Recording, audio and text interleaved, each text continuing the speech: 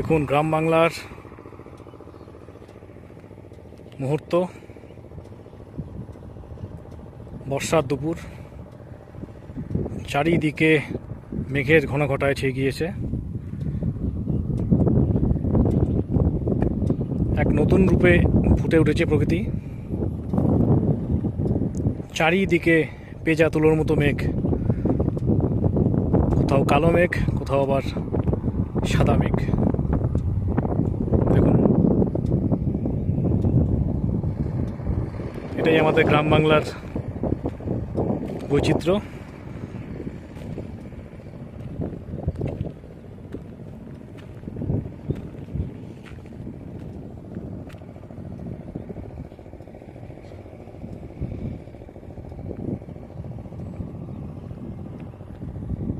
মাঠে কাজ করছেন চাষি।